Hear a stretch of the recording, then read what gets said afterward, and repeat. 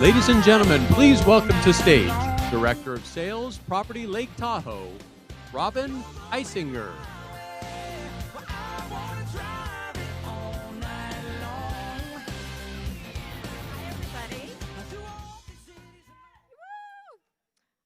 My own cheering section down front. Well, hi everybody. It's so great to see you all. I have the pleasure today of introducing our keynote speaker. So without further ado, we will do that. So, what if the struggle isn't just what happens around us, but the prisons we've built in our own minds? Assumptions, fears, unspoken rules that hold us back. And what if those prisons are reinforced by the silos, rigid rules and hierarchies within our own organizations, structures that stifle creativity and connection? Rashmi Airan knows both sides of that struggle. Through her life and career challenges, she not only endured, she evolved. She transformed external adversity and internal cages into growth, clarity, and purpose. Out of that experience, she created the Rise Through It framework, a proven process that equips leaders to break free from limiting beliefs and discover what's possible on the other side of the unknown. Rashmi is a former attorney, Wall Street investment banker. She's also a serial entrepreneur, law school professor, professionally trained vocalist, and a globally recognized transformation expert. She's a proud mother of 2 college students and makes her home in Miami, Florida. Now, before we welcome her out, I'd like you all to get up, give some great Caesars energy, and welcome Rashmi Airan to the stage.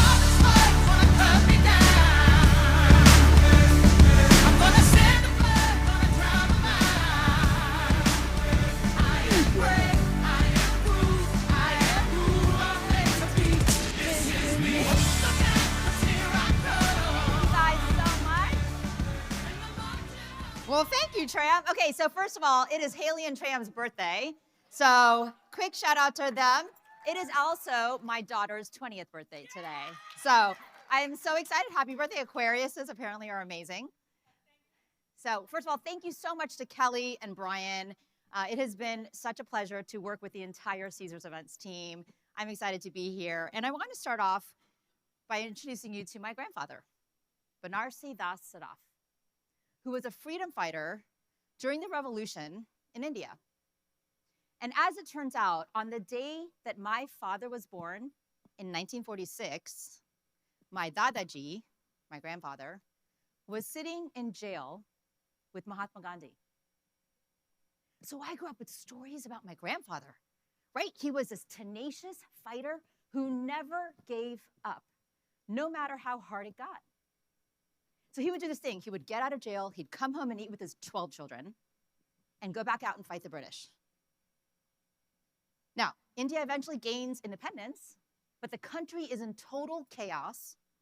The economy is in turmoil, and our family business, we were jewelers, were struggling.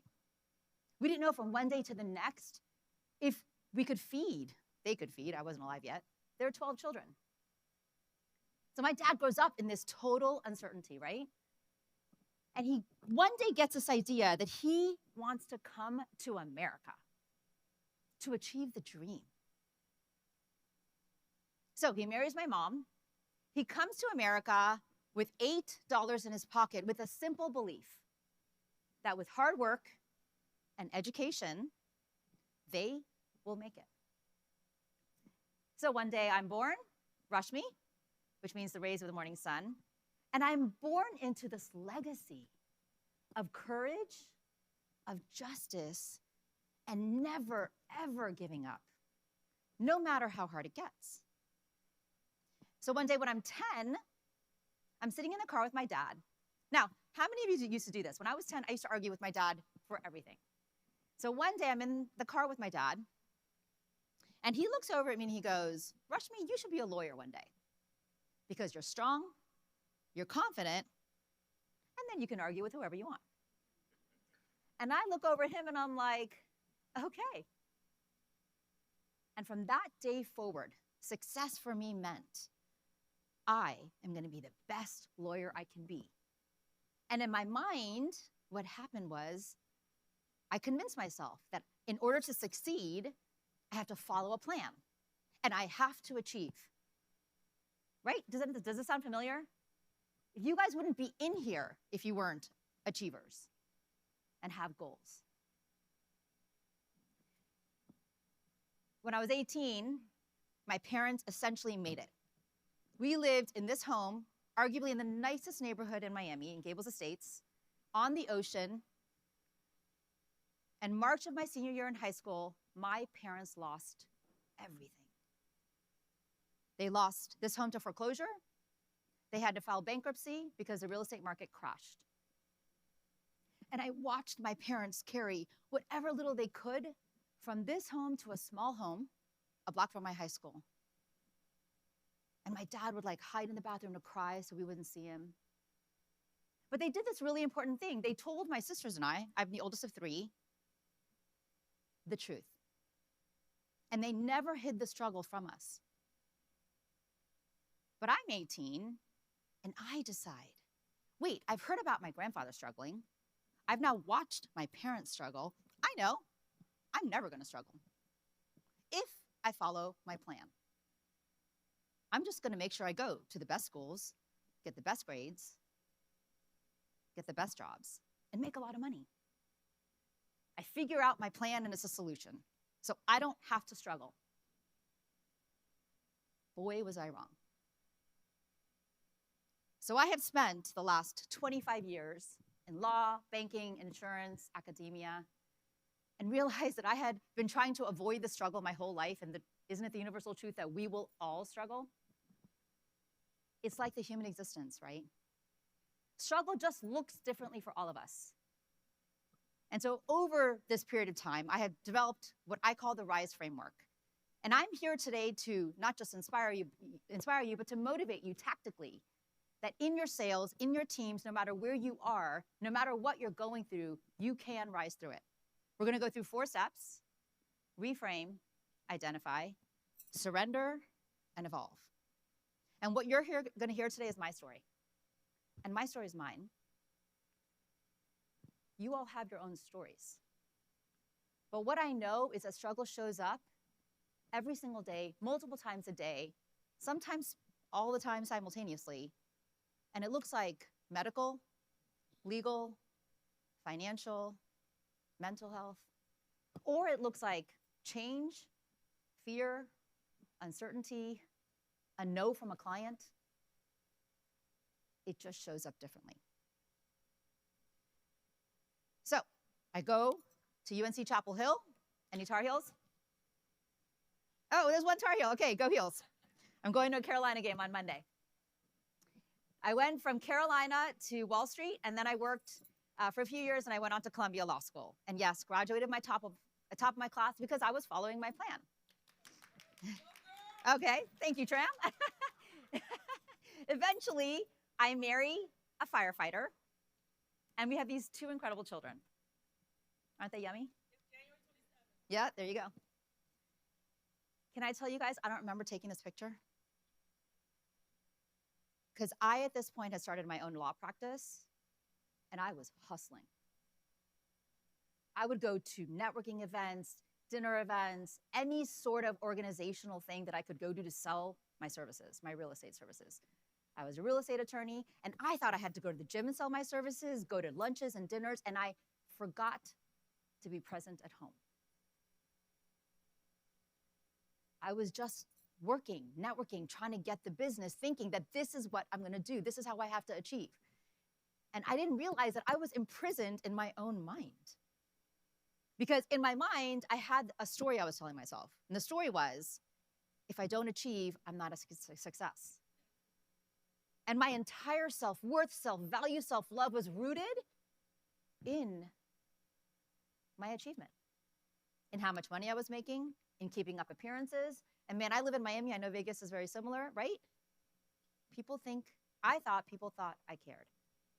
That people cared about what house I lived in, what car I drove, and I got caught up. On top of that, I had the cultural norms I was living in and the self-expectations of what my family and culture I thought wanted from me. And we're all trapped in our own minds. Our limiting beliefs of where we think we have to go, what we think we have to do for people to like us, what we think we have to do to be enough. Am I right? And it's in this context, when my kids are 2 and 3, that I get the opportunity to meet a real estate developer. Now, who remembers what was happening in 2007? Some people? Okay, right? The market was crazy. And I'm a real estate attorney. So somebody says to me, hey, there's a real estate developer I know that wants a real estate attorney. And I was like, ding, ding, ding. Okay, I have to get this client. And all I could focus on was, I'm going to get this client. You know how like when you have a potential client and you're ready and you're like, I am so focused on getting this client, you're willing to basically do anything? So I walk into his office. It was in Miami Beach. And the developer himself was sitting in a side office, but his 2 right-hand guys were in the middle in the conference room. And I walked and they began to describe what they were doing. They were doing creative transactions. Now, I'm a real estate attorney. I've already been closing transactions. I know it's creative, but I quickly was like, wait, I want to get this client.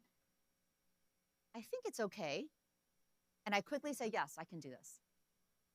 And without going into all the details here, I'll tell you that I didn't ask any questions.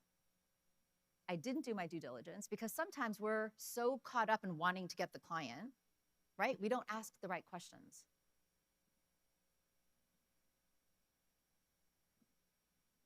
A couple months later, it was Christmas Eve. It was 8 o'clock, and my entire family descends into Miami for like a reunion. So aunties, uncles, cousins, sisters, everyone flies in from everywhere all over the country. Philadelphia, California, DC, Houston. You get it, right? I come from a really big family. So the entire family descends into my house, and we've just drank eggnog. The Christmas music is playing. You can smell the pine tree.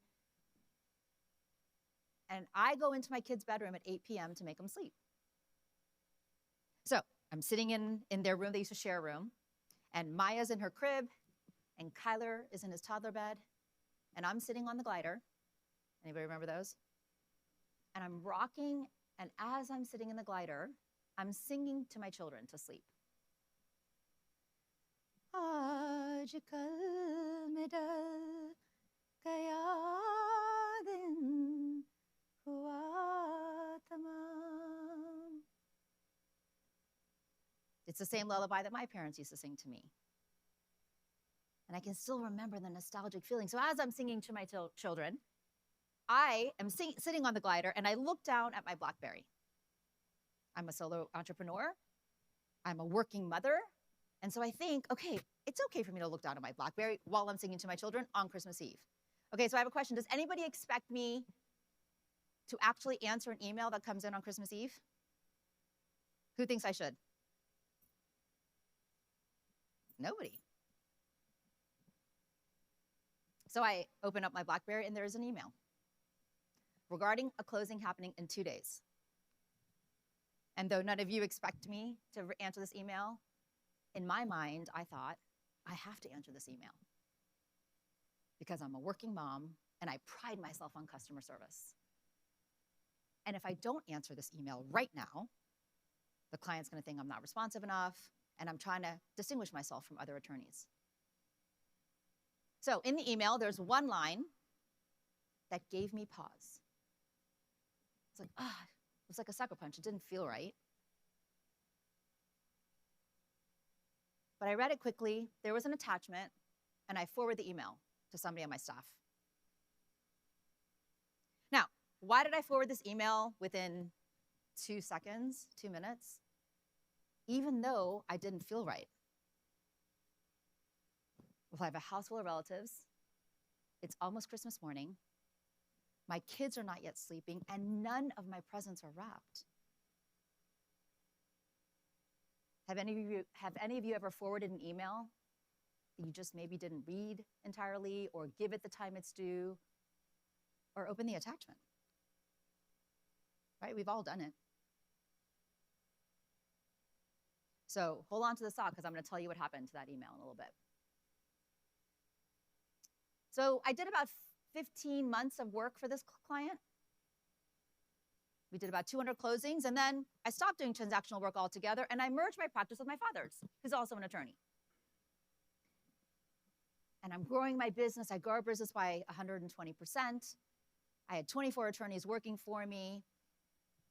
And 4 years later, 2 FBI agents showed up at my office. Have any of you ever dealt with the FBI? It's really freaking scary.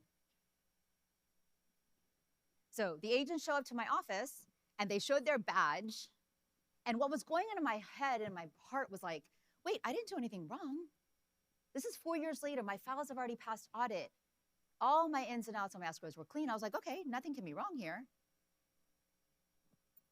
So they come into my office. They interviewed me for 4 hours. I didn't have an attorney with me.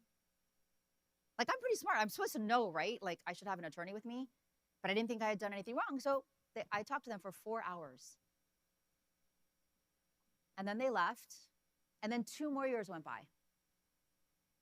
And I got a grand jury subpoena for documents. And in my head, I'm thinking, well, I'm the lawyer. I'm the records custodian. They just want my files, right? Within 3 months, my attorney called me into his office and said, Rashmi, you're a target. Guys, I didn't even know what that meant. Like, I'm not a criminal lawyer. I'm a dirt lawyer. And I collapsed on the ground, and I was hysterical crying. Because this was my whole life. Right? This was everything I had worked my entire life for, and it absolutely did not define success or anything that I had worked so hard for my whole life. And all I could think about was, I'm disgracing my parents and my children and my community. So in April of 2014, I was indicted for 1 count of conspiracy to commit bank fraud and 24 counts of bank fraud. And it was like my world ended. I did not know how I was going to come back from it. I didn't know what I was going to do after it, and I certainly didn't know how I was going to get through it. A couple weeks after I got indicted, my family, we are basically leaders in the community in India. So we invited all of our family over to tell them, like friends, aunties, uncles. So all these aunties and uncles come to the house. And of course, we feed them samosas. And they sit, and they're like crowded in our living room. And my mom is sitting next to me. An uncle from the community is sitting here next to me. And my dad is standing in the corner and tells them that I've just been indicted. And dad's crying. And I'm crying.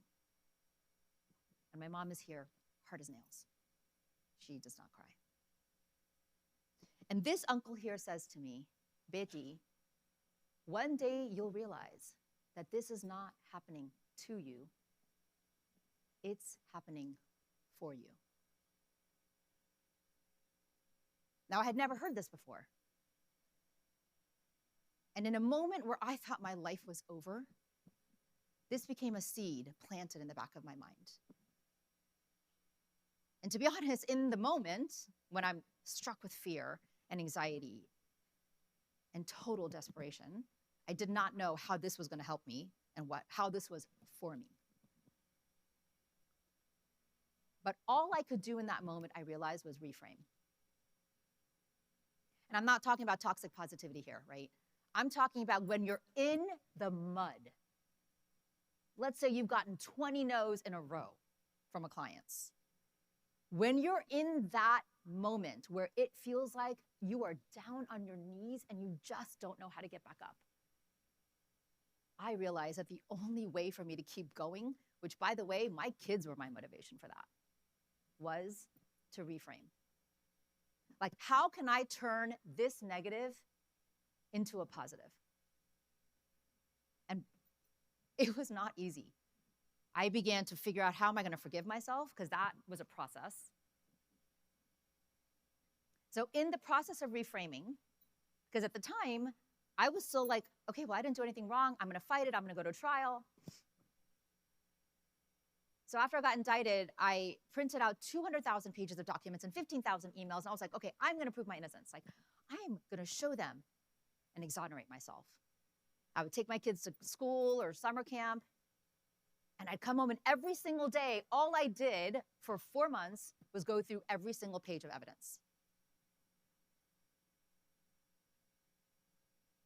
And in August of 2014, so 4 months after I got indicted, my attorney, David, who's a friend of mine, like lives a mile from me, his wife went to college with me. Our kids have been in plays together. Like, he knows me. We've taught at the law school together.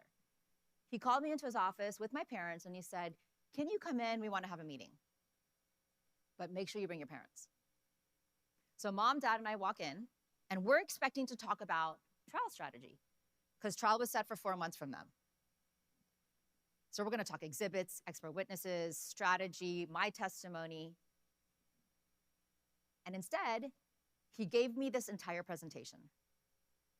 And what he said was, okay, Rashmi, if you go to trial, the government's going to have to prove their case. And this is the evidence they're going to use. And then we're going to defend, and we're going to use our evidence. And then the government's going to rebut and put up evidence. Any guess on their main piece of evidence for the rebuttal? Yep, the email. How could I have known on Christmas Eve, 7 years before that, that forwarding an email could have led to potentially this? But you see, every single decision we make matters. Even when we think no one's looking, even when we think it's just this one time. Because sometimes we make decisions to cut corners, or because it's convenient, or because it's quick and it's easy, but every decision we make matters. And my attorney looked at me and he goes, Rashmi, I've known you for 20 years. I know you did not walk into this planning a crime. But here's the deal. As an attorney, you had a fiduciary duty to do more. To ask questions that you didn't ask. To maybe walk away, and not doing something is still doing something wrong. I'm going to say it again. Not doing something is still doing something wrong. Don't we live in a world right now where silence feels like it's just okay? But it's not. If we see something, if we know something, we have an obligation to say something. In this case, I could have walked away. I could have listened to my gut when I read that email and asked the questions I really just did not want to ask. Because why? I didn't want to lose my client. It felt comfortable. So reframing, I mean, you know, this is a very extreme story. None of you guys are going to go through what I went through. But what I know, all of you guys have gone through and will go through struggle. The moments where you have to question what you're doing, the decisions that you're making, or just how to reframe a moment. Is it grief? Is it a divorce? Is it a mental health issue with a friend you know? Right? We are all going through something all the time. So before I move on, I do want to give you a challenge. So I have a very good friend who I've been fortunate enough to speak for him, that I would like for those of you who might want to guess who this is. And I usually bring homemade chocolate truffles. I had a crazy travel day, so please give me some grace, I forgot. So I do have chocolate for whoever guesses, and there's a chocolate story coming, so there'll be a relationship to this. But who can guess who this is? He was in foster care in Georgia. He was kicked out of his home at 16 for selling drugs. I promise you, you all know who this is. At the age of 3, he could recite all of Jose Marti's poems. In 2024, he bought naming rights to a college football stadium. He co-founded the tuition-free slam. I know you guys are guessing it. Who is it? It's Pitbull. Who likes Pitbull? Yeah. Wait, let's see if the music plays. I knew my rent was gonna be late about a week ago. I worked my ass off, but I still can't pay though. Right? We all love Pitbull, right? Just enough to get off in this club and have me a good time. Okay, but did any of you guys know his story? Isn't that amazing? We all revere his music. Oh, by the way, here, you get your chocolate. Sorry. Okay, so Pitbull literally came from the pits. Okay, no pun intended, but for real. We all love his music. He is arguably a billionaire. He is an incredible philanthropist in the world. He's done shows here. He happens to be a very dear friend of mine. I've gotten to speak and be his commencement speaker at his school, and he is the nicest human, 100% committed to helping others. And he came from a broken home. He sold drugs when he was a kid. He came from the projects. And he says all the time, failure and struggle is just an opportunity to try again, to do something again. And none of you knew his story, but we revere him, right? So just because we're going through struggle, and part of the reason I'm here in front of you, I could have never guessed 10 years ago that I could be standing in front of you, sharing my story, and hopefully impacting and inspiring at least one of you here today. Because what we go through is meant for us to grow and evolve and become better humans, to become better evolved versions of ourselves. Because isn't that the purpose of our human existence? Right? Your experiences that you're creating at Caesars is to help people have experiences, not just to have fun, but to be impacted in those events. So if I had to ask you what struggle means, a word, a phrase, does anybody have an idea or want to just, there's no right or wrong answer, of what struggle means to them? Hardship. Loss. What was it? Sacrifice. Sitting in discomfort. Yes. It's in the discomfort where we grow. I just went through this with my daughter last week. She was dealing with something, and I was like, honey, change is hard. But change is also going through the discomfort and figuring it out and growing.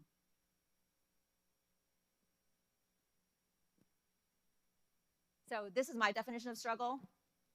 It's the shock of uncertainty that disrupts your path, the discomfort that stays with you and tests your patience.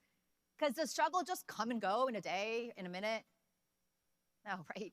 It's there. Struggle, it could take a week, an hour, a week, a month, a year, years. So it tests our patience. It's the invitation to wrestle with it.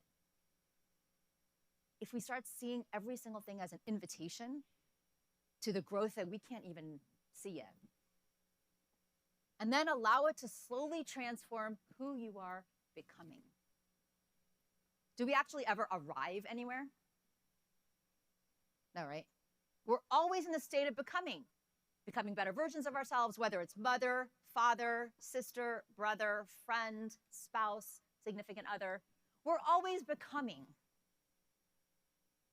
We don't ever want to just be, because then we've kind of like lost the purpose of life, in my opinion.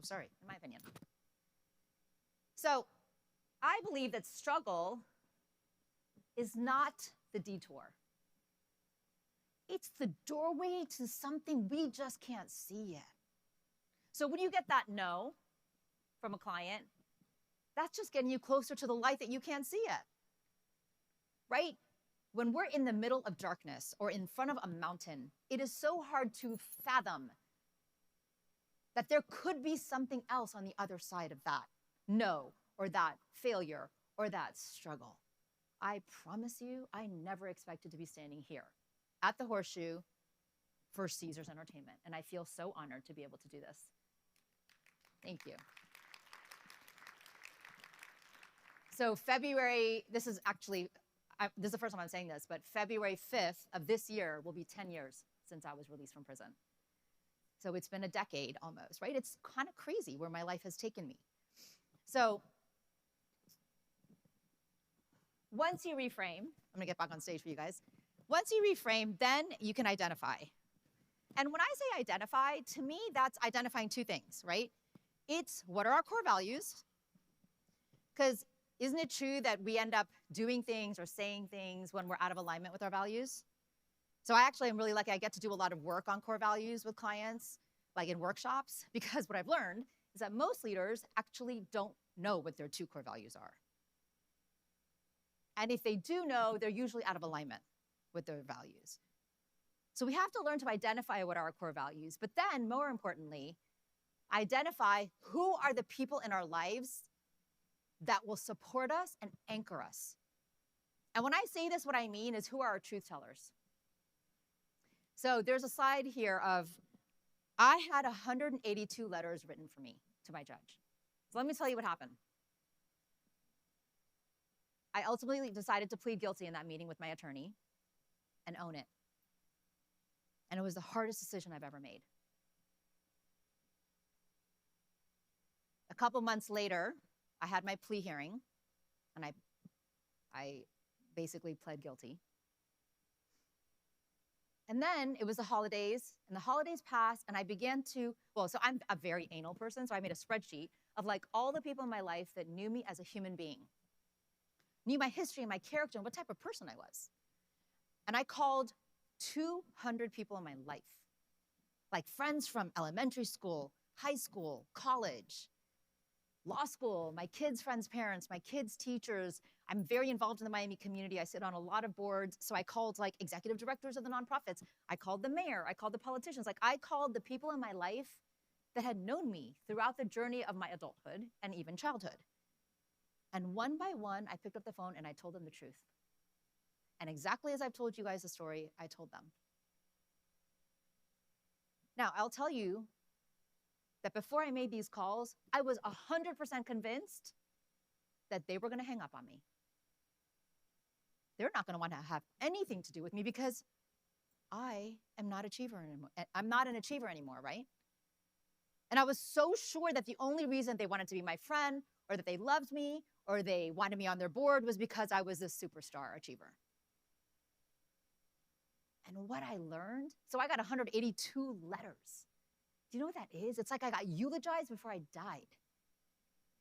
Really, like, so I have it's a binder like this thick. I keep it behind my desk, and I look at it sometimes just to remind me, like, how much love I have in my life. And it was the acknowledgement that people love me for me, not because of the grades I got or the school I went to or how much money I made, because as you can imagine, in this process, I've lost everything. And you can see some of the things that people said about me. I could have never believed and known that when I was 12, I impacted somebody so powerfully that he still remembers it today. By the way, he lives in Jacksonville, Kelly. And this is what I learned. People are very forgiving of our humanity when we give them a chance. We convince ourselves that we have to have this perfect aura. We have to live in a box. Social media is horrible for this right now. That we have to be perfect, and our kids are totally trapped in this. And what I realized is, as I showed my imperfections, as I admitted and took ownership and accountability for having done something that I was not proud of, but I needed to own it, because it did not define me, it was going to refine me. People showed me such unconditional love I could not imagine. So I did that in January and February, and my sentencing hearing was in June of 2015. How many of you have been in a federal courtroom? A few of you. So a federal courtroom is like almost as long as this, okay, if you're looking this way. Very high ceilings like this. No chandeliers, though. And on that day was a hot June summer Tuesday morning where I thought people would be off on vacation. Do you know that all 182 of those people showed up for me? Like, my college friend flew down from New York. My other one drove down from Charlotte just to be there to show me love and to show the judge that they supported me unconditionally. So the entire courtroom was packed, so much so the marshals had to ask people to stand outside. And I walked up to that podium and gave my allocution. I don't know if you know what an allocution is, but the allocution is essentially a defendant's apology. So I apologized to the judge, I apologized to my family, and I turned around and I apologized to my community. And I promised to do better, to be better, to come back stronger. And then the judge sentenced me to 1 year and a day in prison. And I know I don't fit the mold, do I? But here's what I know. All I could do then is surrender. yes, I had to physically surrender, right? But I had to mentally surrender. I had to literally let go of all the crap that was going on in my head, which was like, oh my God, what are people gonna think? What are people gonna say? What's gonna happen to my reputation? How am I ever gonna come back from this? Can you imagine? Somebody who defined themselves by grades and success and achievement and money, and all of a sudden I'm being sent to prison. But when he sentenced me to prison, I collapsed. Of course, I was crying uncontrollably. And it's not that I was scared for me, right? I'm a fighter. I'm a survivor. I'm my grandfather's granddaughter. I can get through anything. Who was I scared for? My kids. What's going to happen to my kids? Who's going to love on them? They were 9 and 10. And aren't we the hero of their eyes? So on the day of my surrender, which was August 16th, 2015, I had a couple of wishes that morning. I wanted to run. I used to be an avid runner, so I wanted to run at sunrise and pray with my family. So in Miami, one of my happy places is Matheson Hammock Park.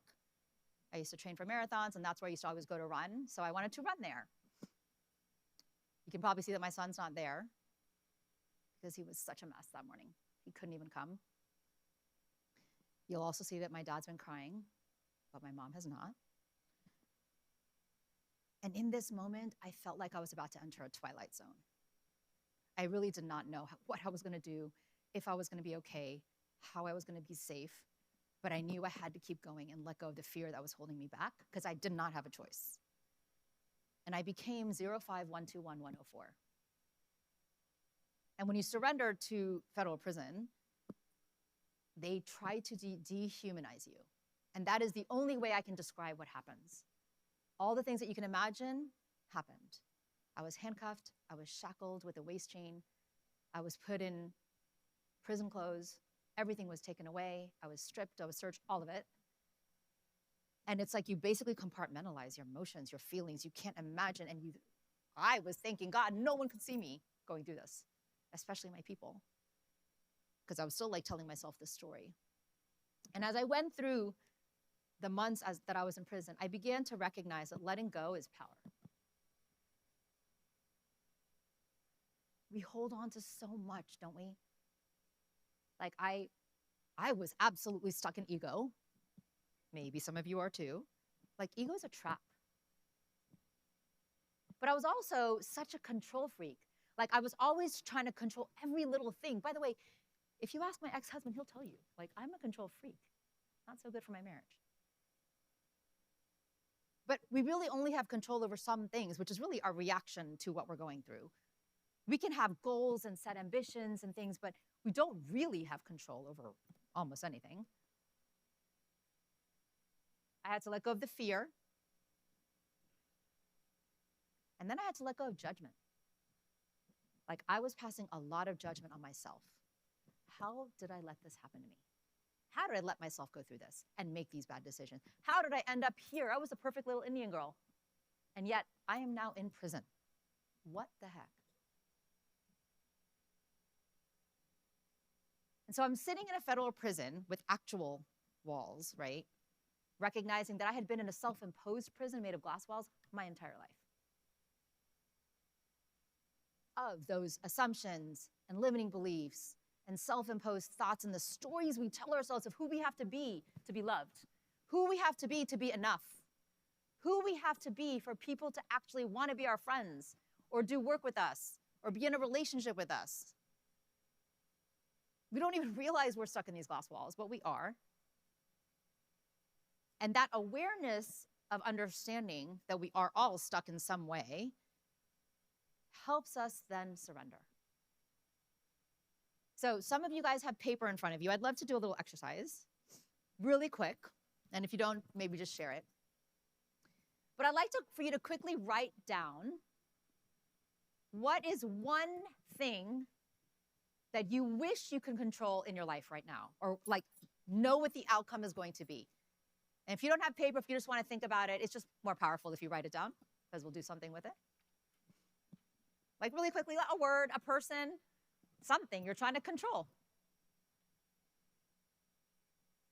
Maybe it's that you're trying to get, reach your target to be a trailblazer next year here. Could be anything.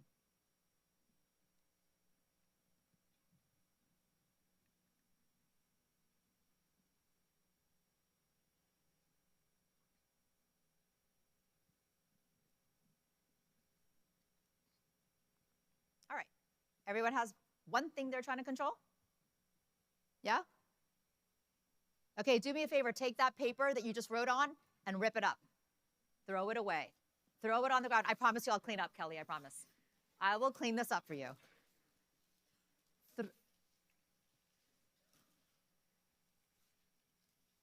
We get so stuck in trying to control outcomes, trying to control people, trying to control where our daughter's going to get into college, all the things that we're trying to control. And the thing is, we don't have control over anything, so we just can let go of it. And when we recognize that we can let go of it, we have truly surrendered. And then once you surrender, you've now reframed, identified, surrendered, that's when you evolve. That's how you begin to grow into better versions of yourselves, evolve into somebody who you want to be. And we're always, every single day I'm evolving into somebody new and different, and my kids help me and keep me on point all the time. So speaking of my kids, they would come and visit me every couple of weeks. So when I was sentenced to prison, I did this very important thing. Do you remember when my parents told me the truth when we went through bankruptcy in 1989? In 2015, when I was sentenced, my husband at the time, now I'm divorced, but my husband then told me, we discussed it, that we were also going to tell my kids the truth. I can tell you, out of the 480 women I was in prison with, about 2/3 of them were basically lying to their kids. I did not want that. I was very insistent that I wanted my kids to learn from the moment, the struggle. And I knew from my own experience with my parents that learning and having my parents honor me with the truth gave me the ability to become more resilient, to learn from those moments, and to watch my parents go through that experience and how they responded to that adversity, to the challenge.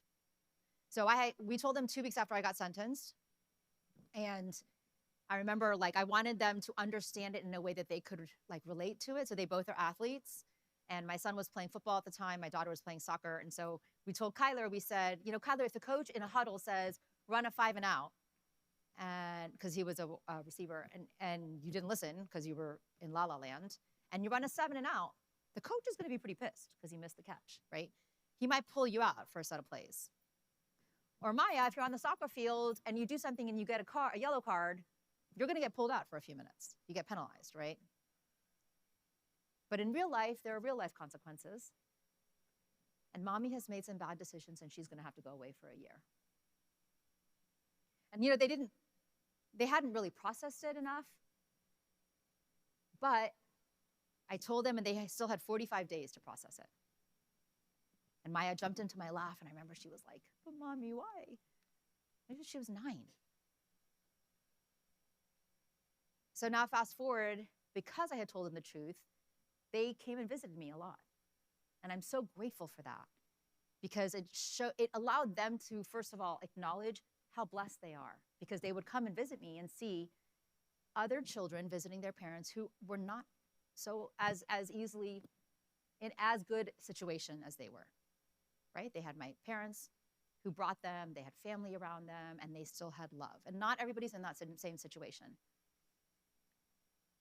And when they would come and visit me, we would play board games. Fun fact, inmates are not allowed to touch dollar bills. So my 9 and 10-year-old would go to the vending machines.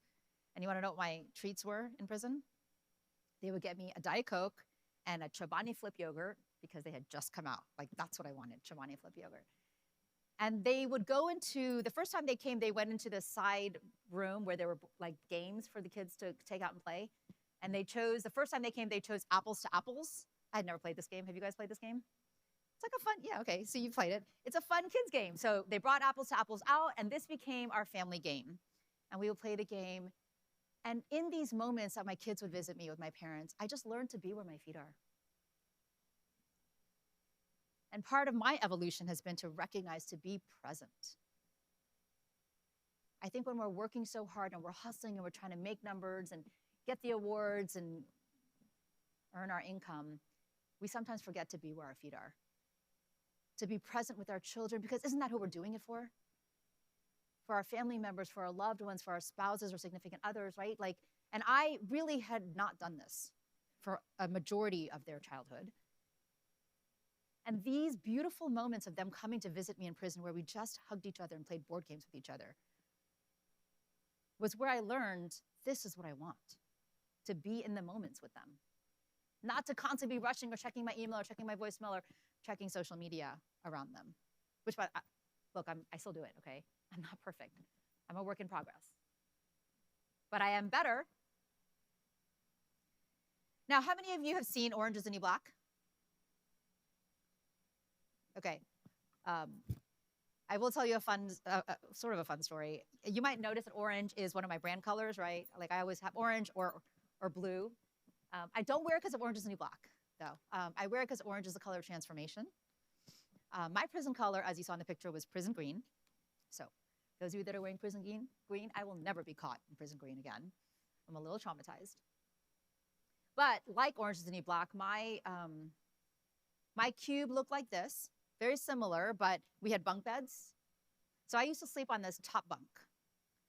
And you see that ledge next to the mattress?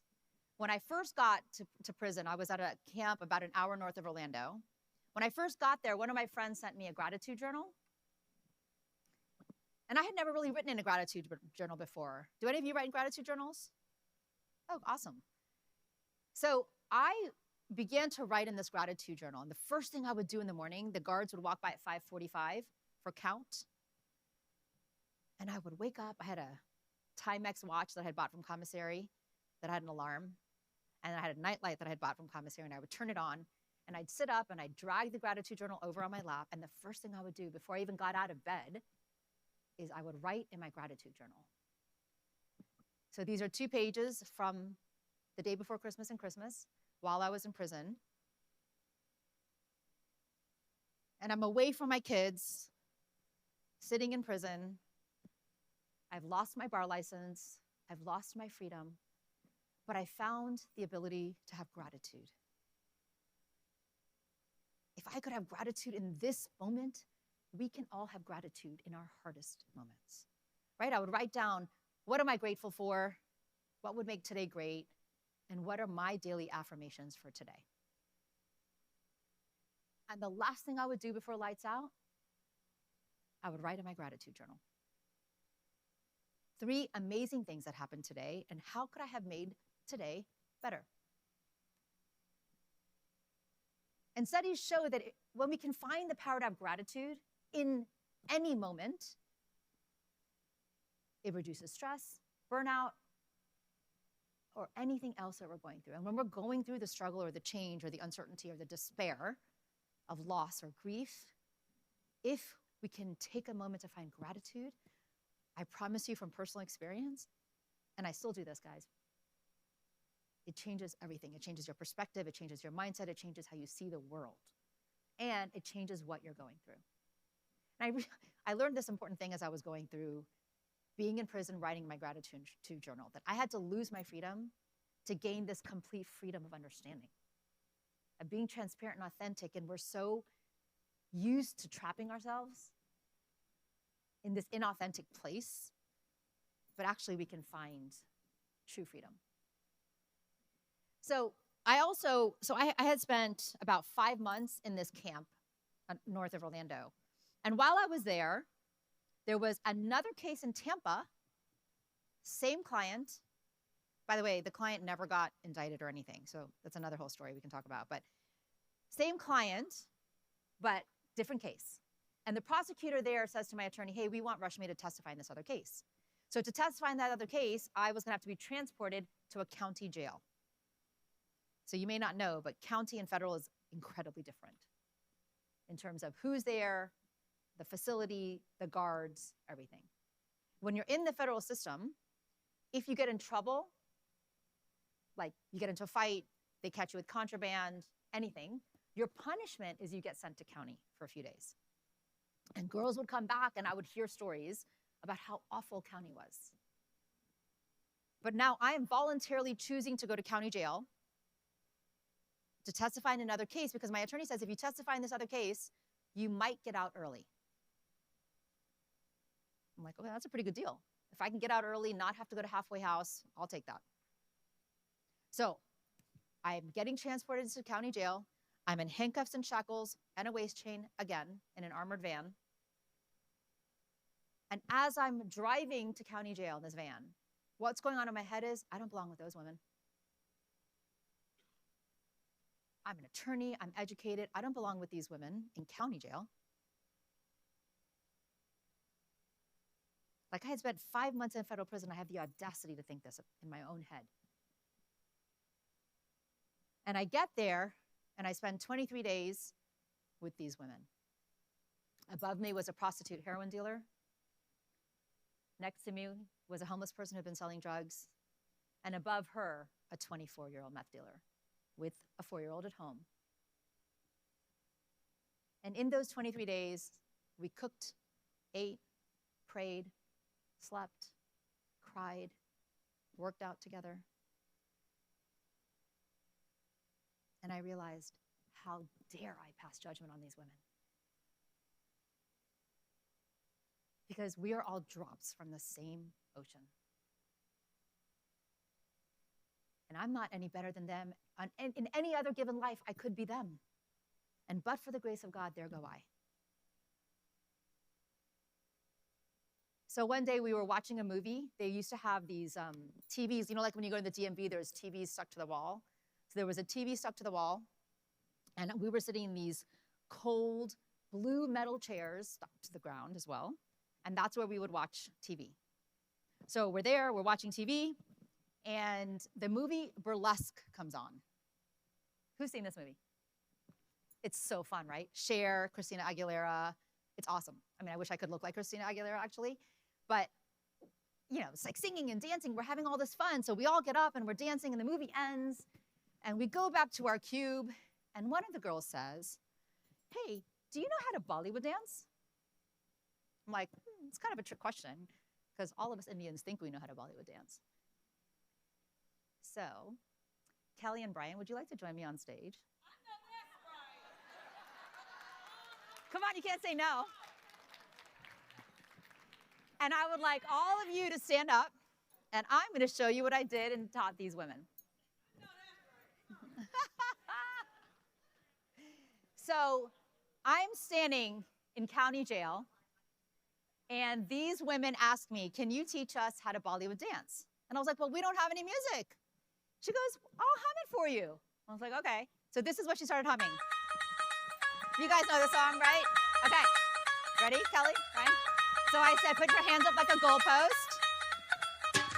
Rock your shoulders up and down. Open and close the light bulb. And then put your hips into it. There you go. And we Bollywood dance.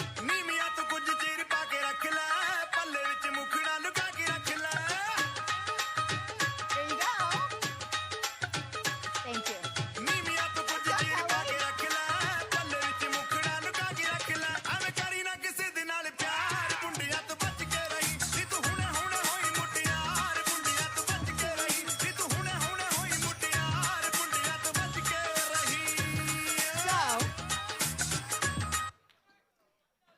Isn't that fun? Do you guys know that I had spent my whole life not having fun? I had spent my whole life achieving, hustling, doing all the things that I thought I had to do to succeed and achieve. And I forgot to find joy. And I'm like, what else are we doing this for but to find joy? I mean, Vegas, you guys have lots of fun here, right? But there I am sitting in county jail, and I found joy with women who I had been passing judgment on. And I realized, wait, I can find joy whenever I want to. I just have to make the choice to do it. So after I testified in this case, 2 weeks later, I came back to federal prison. And my attorney said, there's a hearing on Friday morning, February 5th. And we're going to see if the judge lets you out early. It's called a Rule 35, motion for early release, which meant I get to skip halfway house, I get to skip house arrest, and I go straight home to probation. I'm like, that's awesome. So what do I do? How will I know? He said, well, call me at 10. The hearing's at 9. I was like, okay, I will. So it's the night before, it's Thursday, and I decide, wait, I can't go empty-handed if I get to go home. Because, we Indians, we don't go anywhere empty-handed. And my parents have taught me right. So in prison, I learned a ton of prison hacks. And one of them was I learned how to make chocolate truffles. This is the chocolate story for you. So I didn't have chocolate truffles, you get chocolate. But now you might ask, how do you make chocolate truffles in prison? Like, that's kind of weird. Well, I might have bought like fake Oreos, chocolate. You could buy Hershey's chocolate bars, hot cocoa, and I might have taken chocolate milk from the chow hall. And I had a friend who worked in the kitchen, and she would sort of take butter and cream cheese for me.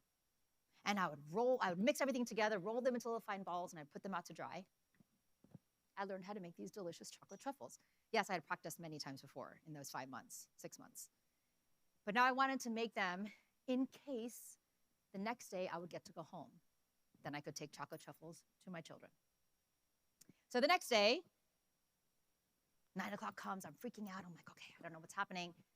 10 o'clock, I go up to this wall of payphones. Do you guys know what those are? Yeah, no, we don't even have payphones. Maybe you guys have them here in Vegas. But anyway, so that's how we would call out. I would call home every night. So I pick up a receiver. I dialed like a gazillion numbers to get out, which is how I used to get out. And I called my attorney. I'm like, David, what happened? First thing out of his mouth, you're going home. And that's what it felt like total elation. I didn't even know how to respond because I couldn't believe it. And then the next call I made was to my parents because, of course, they knew there was a hearing, but they didn't know what the outcome was going to be. So I call home, my mom answers the phone, and the first thing she said, the first thing I say to her is, Mom, Dad can leave now. I can come home. And you know what she said? Dad left an hour ago. That's the kind of faith my parents have. Thank you. And so 5 hours later, I walk out of the prison and I ran into my dad's arms. My mom had sent clothes for me to change, so we drove and I stopped at the first Florida Turnpike rest stop and I tore off my prison clothes. I put on my own clothes and I arrive at home. Now I had told my parents, don't tell the kids. Because they were supposed to come the next day to come visit me. So they were about to drive up to see me, but I didn't want them to know. I wanted to surprise them. So in India, it's very customary that when you arrive, there's like from a journey or anybody arrives, there's usually a little ceremony we do when somebody arrives to your home.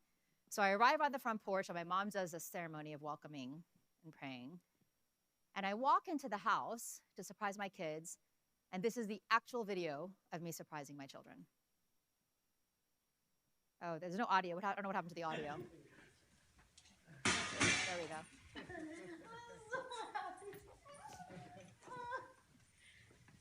Now you see. Did it work, my? So I jump? Thank you for Surprise! Okay, so back. And they didn't let go of me for a very long time. And that's my nephew. You never have to worry. And Maya, you don't have to worry about the weaving so soon now, Maya. It was in this moment that I realized this was a new chapter in my life. And I had spent my whole life believing I had to be this thing, this person, this achiever, to be loved, to be valued, to have any sort of self-worth in this life. And having gone through this, though I don't wish this on anybody, it has made me such a better human being. Because I realized that's who it's all for. And it doesn't matter how much money I make. It does not matter who my friends are. It matters how am I impacting my kids? How am I being a role model for them?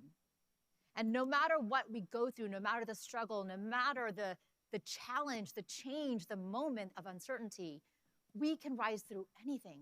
We just have to believe that we can. We just have to know that no matter what, there's light on the other side of that darkness. We just can't see it yet. And that's when we truly begin to evolve, right? because we reframe, then we identify, then we surrender, and that's when we can evolve. And I've shared 3 ways for me evolving: be where your feet are, gratitude, and finding joy. But there's so many other ways we continue to evolve, right? Like my kids are like, Mom, you could evolve by dating. Like that would be good for you every now and then because I work a lot, right? So I'm a work in progress, but I'm getting there. The other thing I realized is as I was going through this, my whole life, I thought I had to go it alone. I'm the oldest of 3 daughters. I actually think that no one needs to help me. I never wanted to ask questions, and I realized actually when we rise through it and share our struggles, we rise through it together. You are all here as part of the Caesars Meeting and Events team, and the more you can share your struggles and your challenges and how you got through them together and what solutions you provided and what conversations you had with potential clients, you will rise as teams together. You will become stronger, more involved, more successful, achieving those targets as you rise through your struggles together and share them. And it's in that transparency that the power happens. So I think I'm going to run over like a minute. I'm trying not to, but okay. So I do have a quick toolkit. I just want to take any questions if anybody has any questions. I have a toolkit that I prepared for you to dive deeper into some of this. I'd love if you could scan my QR code and give me some feedback if you're up for it. But while I have this up, I'd love to take any questions, and then I have a quick story I'm going to close with. Does anybody have any questions?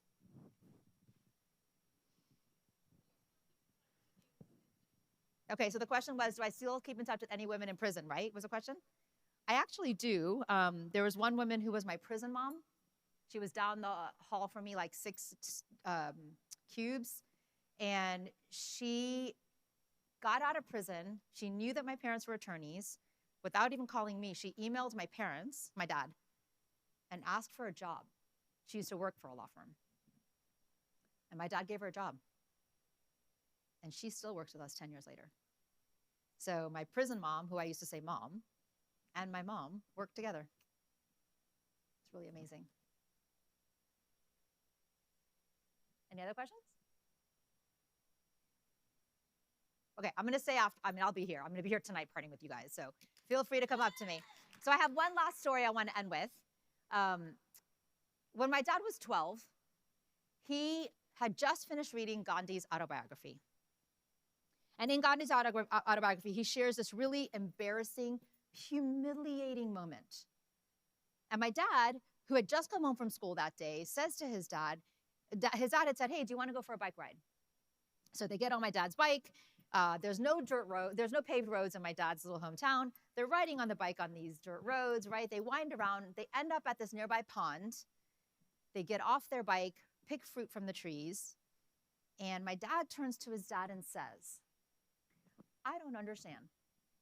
Why would Gandhi write about this really embarrassing, humiliating moment for the entire world to read about forever? Why would he do that? That's super embarrassing. And my Dadaji turns to my dad and says, because that's the point, son. When you go through life's hard lessons, you have a responsibility to share it so that others never, ever will make those same mistakes because they're going to learn from you. I am my grandfather's legacy. I stand here before you today to share so that all of you will learn and grow and evolve having listened to my experience. And maybe 5 years from now, you'll be like, I remember Rashmi's story. But what's my legacy going to be? Well, I hope when my kids are fighting the fight, they think of my grandfather, their great-grandfather. Or when they move to a new city and are challenged and do it anyways, I hope they think of their grandparents, my parents.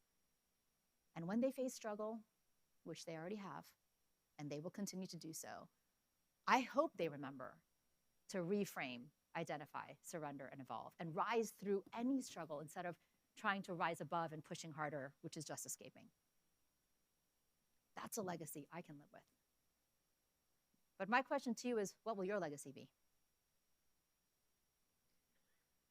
Because we don't wait till we're 80 to start our legacy, do we? What is one thing you can do today, individually, in your teams, as an organization here at Caesars, to start building your legacy? Because it's not about the money we make. It's about the impact we make in this world, to inspire people, to change people, to make their lives better. That's our legacy. So I invite you, do one thing today to rise through it and start building your legacy. Thank you so much. I'm Rashmi Airan. Thank you.